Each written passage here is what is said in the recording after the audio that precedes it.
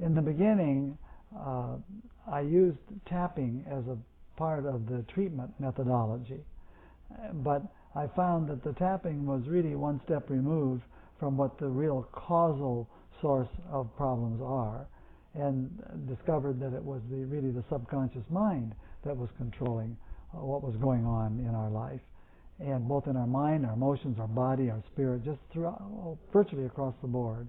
So I switched over from the tapping and started using a cue word as a signal to the subconscious mind, which was a fairly new way of going about approaching doing these kinds of treatments. When you use your cue word, you're releasing all kinds of energy that's now free to be used somewhere else in your system instead of bound up in that issue, however long it's been bound up. And it's far simpler and much easier for people to use, so they're more likely to actually use it.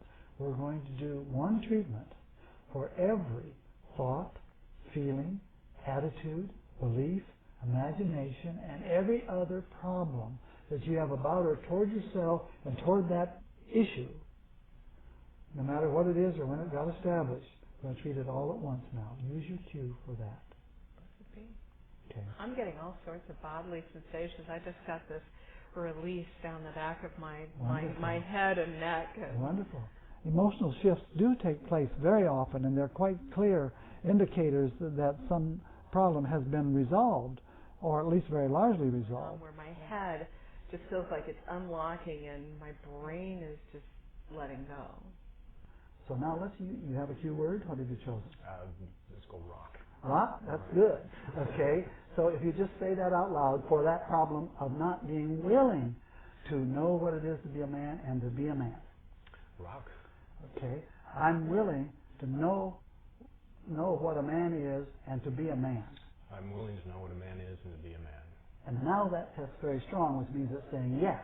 To be honest with you, I'm still a little bit awestruck that it opened up a big section of my head. That's what I feel right now. A little bit beyond description now. Just open up a whole new area. And so the person will report a change in what their emotional experience is.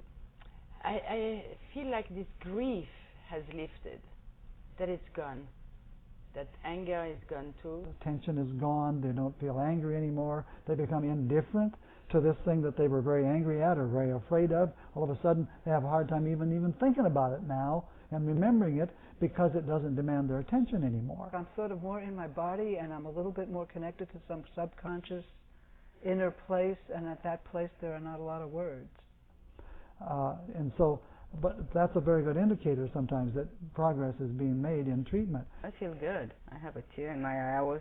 While I was working with Larry, I was going to let go of all the tears that I wanted to cry, because I felt a major shift. The results of it does not make you do or be anything different. It gives you the freedom and flexibility to truly choose new options in a situation. I had this thought that I sabotaged myself, but that's in the past. I did that before.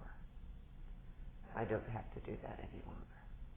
I can choose to be a man now. My mind says the choice is yours.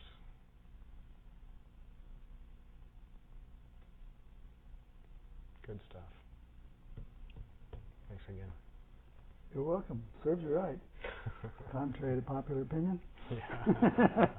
Our subconscious mind operates independently of the conscious mind. It is the controlling factor in how we experience our lives and what we do.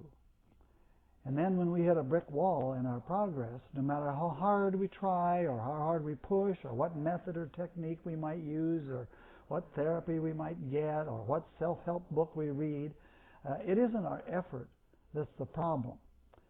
Both the problem and the solution lie in understanding how our minds naturally work and take advantage of the greatest servant we will ever have. Well, Be Set Free Fast shows you how.